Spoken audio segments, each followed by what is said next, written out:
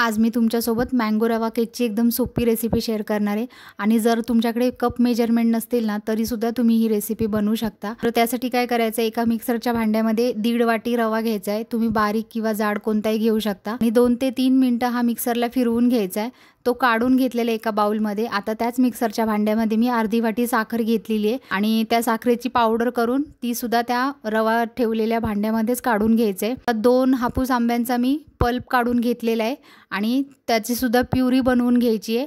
आता ज्या वाटीने आपण रवा आणि साखर मोजून घेतलेले आहे त्याच वाटीने आपल्याला 1 पूर्ण वाटी मँगो प्युरी घ्यायची आहे आणि ती आपल्याला रवा आणि साखरेमध्ये घालायची आहे।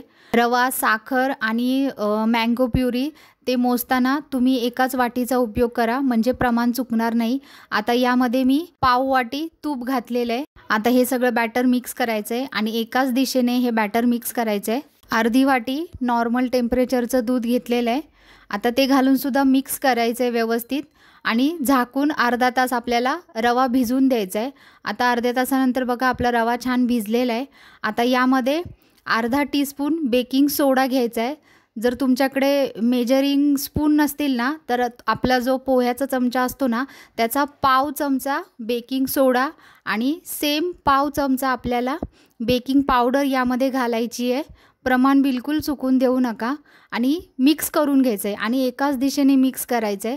आता मिक्स करून झालेले आहे। ज्यामध्ये आपल्याला केक बनवायचा आहे ना त्या केकच्या टिनला मी तूप लावून घेतलेलं आहे आणि 1 चमचा मैदा घालून सगळ्या भांड्यामध्ये तो फिरवून घ्यायचा आहे आणि एक्स्ट्राचा जो मैदा आहे ना तो काढून टाकायचा आहे।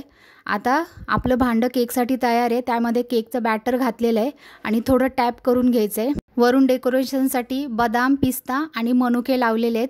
कढई गरम करायला ठेवलेली आहे।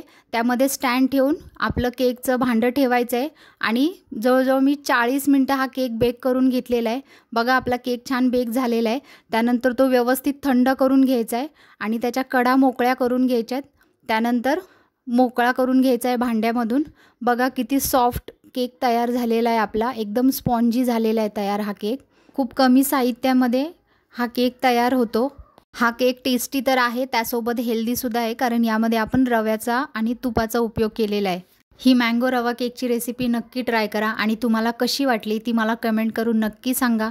व्हिडिओ आवडला असेल तर लाईक करा, शेअर करा आणि आपल्या चॅनेलला सबस्क्राईब करा।